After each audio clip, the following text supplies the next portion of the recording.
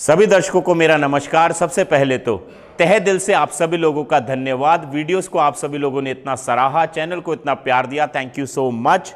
मैं आपके सामने फिर हाजिर हूं एक नया वर्कआउट वीडियो लेके, और इस वीडियो के दौरान जो एक्सरसाइज मैं आप सभी लोगों के साथ डिस्कस करना चाहता हूं वो बहुत ही बेसिक एक्सरसाइज है, पर बहुत यूजफुल एक्सरसाइज है। आप सभी लोग इस एक्सरसाइज को अपने जिम में, घर में, पार्क्स में परफॉर्म करते हो। मैंने जनरली देखा है कि बहुत सारे लोग इस एक्सरसाइज को गलत तरीके से करते हैं। एक्सरसाइज का नाम है पुशअप्स। तो वीडियो के दौरान हम देखेंगे कि पुशअप्स करने के क्या क्या बेनिफिट हैं और इस एक्सरसाइज को सही तरीके से कैसे परफॉर्म करना चाहिए। आइए अपना वर्कआउट वीडियो शुरू करते हैं।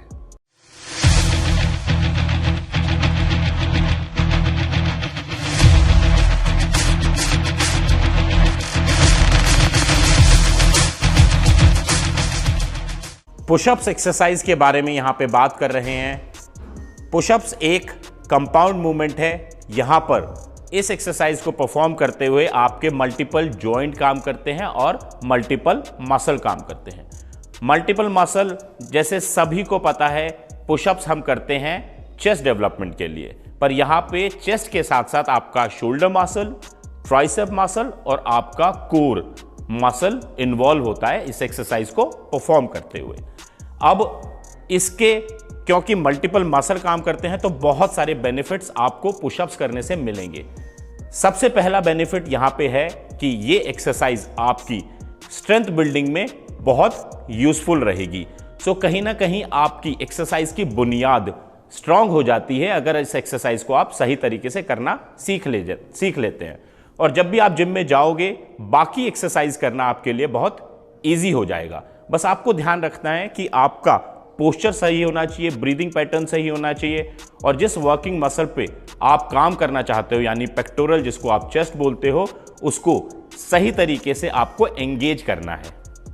पुशअप्स करने के और भी बेनिफिट यहां पे हैं, जैसे कि अगर आप इस एक्सरसाइज को सही तरीके से करना सीख लेते हो तो आपका ओवरऑल बॉडी का पोस्चर बहुत अच्छा हो जाता है।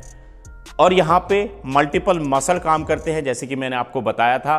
तो आपके हार्ट को ज्यादा ऑक्सीजन सप्लाई करना पड़ता है सभी वर्किंग मसल्स में। सो कहीं ना कहीं ये आपकी कार्डियोवास्कुलर हेल्थ के लिए काफी बेनिफिशियल रहेगा। अब मैं आपसे डिस्कस करूंगा कि सही तरीके से पुशअप्स को कैसे परफॉर्म करना चाहिए। पुशअप्स करते हुए सबसे पहली चीज जो आपको ध्यान रखनी है कि आपके दोनों हाथों का डिस्टेंस कितना होना चाहिए जब आप इस एक्सरसाइज को परफॉर्म कर रहे हो। हमेशा ध्यान रखना कि आपके दोनों हाथ जहां पे आप प्लेस करोगे, वो बीच का जो डिस्टेंस है वो आपके शोल्डर से थोड़ा सा बाहर होना चाहिए। थोड़ा कितना, मैं आपको दिखाना चाहता हूं यहां पे। तो पुशअप्स करते हुए आपको हाथों को ना तो बहुत ज्यादा क्लोज रखना है और ना ही बहुत ज्यादा वाइड। तो आप अपना देखें कि शोल्डर कितने विड्थ है आपकी, दोनों पाम को उससे थोड़ा सा बाहर रखें जैसे मैंने रखा है। उसके बाद जब भी आप पुशअप्स करोगे तो आपको बेसिकली धक्का मारना पड़ेगा फ्लोर को। अब धक्का मारने के भी यहां पे तरीके हैं कि बहुत सारे लोगों को मैंने देखा है कि जब भी वो पुशअप्स करते हैं और फ्लोर को धक्का मारते हैं तो वो फिंगर से ज्यादा सपोर्ट लेते हैं, उससे उनका वर्किंग मसल एक्चुअली में वर्क नहीं करता और उनके फिंगर्स पेन होने लगते हैं। तो जब भी आप पुशअप्स करोगे आपको दोनों हथेलियों से फ्लोर को धक्का मारना है। जैसे ही आप दोनों हथेलियों से फ्लोर को धक्का मारोगे, आप देखोगे कि आपका चेस्ट मसल इन्वॉल्व होने लग जाएगा। मैं आपको दिखाना चाहता हूं यहां पे।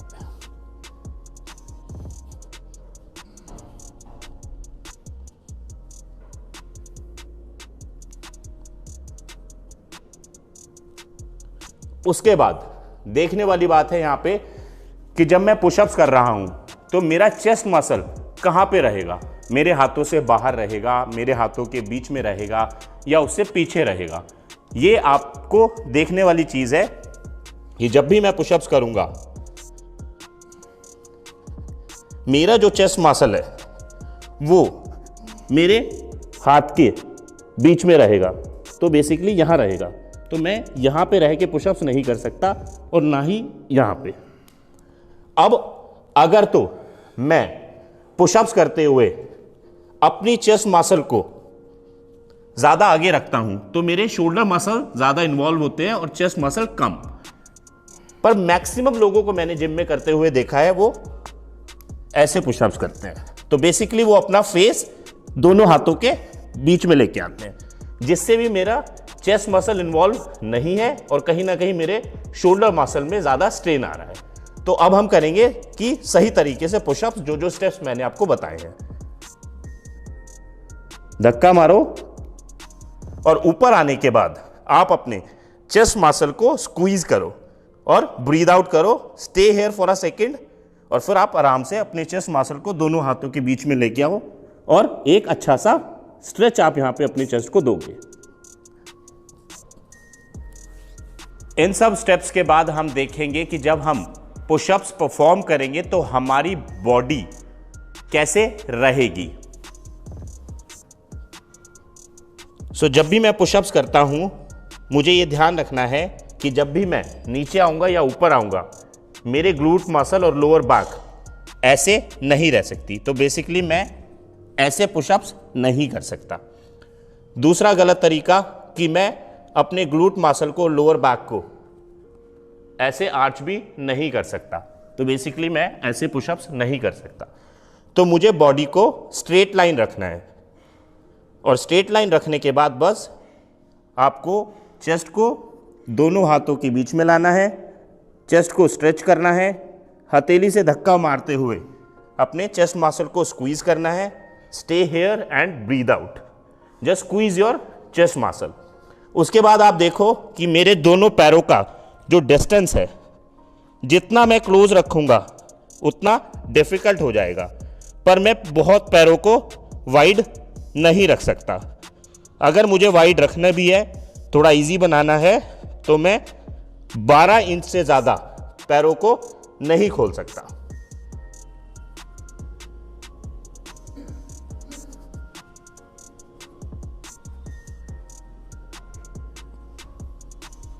ये थी कुछ अहम बातें जो आपको पुशअप्स करते हुए ध्यान रखनी चाहिए।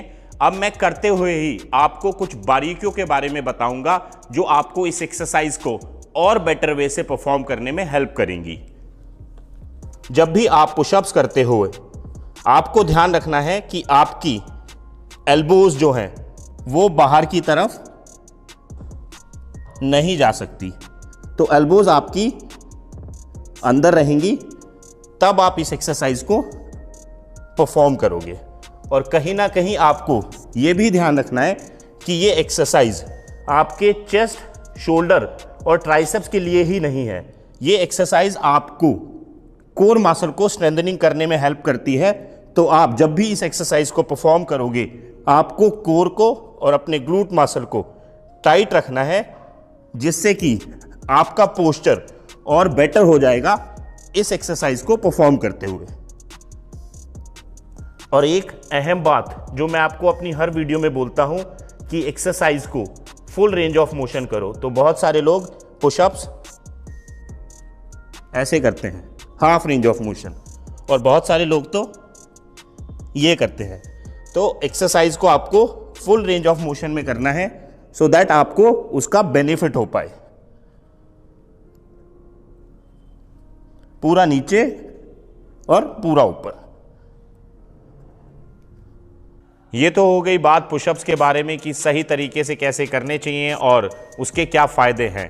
अब मैं ये बिल्कुल मानता हूं कि अगर आप बिगनर हो तो आप पुशअप्स करने का ट्राई तो करोगे, बट मे बी ना कर पाओ बिकॉज ऑफ कि आपकी स्ट्रेंथ अभी उतनी नहीं है। तो मैं अब आपको बताऊंगा कि अगर आप बिगनर हो तो आप इजी वे से शुरू करते हुए डिफिकल्टीज को कैसे बढ़ा सकते हो। तो सबसे इजी वे पुशअप्स करने का है वॉल पुशअप्स। वॉल पुशअप्स में सब चीजें आपको वैसे ही फॉलो करनी है, बट आप वॉल के अगेंस्ट करेंगे लाइक दिस। और जब आप वॉल पुशअप्स रेगुलरली करने के बाद और डिफिकल्टीज बढ़ाना चाहते हो तो आप कुछ भी सपोर्ट लेके पुशअप्स कर सकते हो। आप अपना घर का बेड भी यूज कर सकते हो। मैं यहां पे बेंच का यूज कर रहा हूं।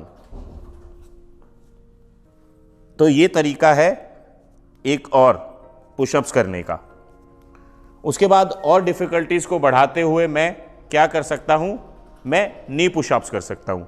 नी पुशअप्स मीन्स जैसे ही मैंने आपको पुशअप्स बताया था वैसे ही करने हैं, बट यहाँ पे मैं फुल पुशअप्स ना करके नी पे पुशअप्स करूंगा और पैरों को ऐसे क्रॉस रखूंगा।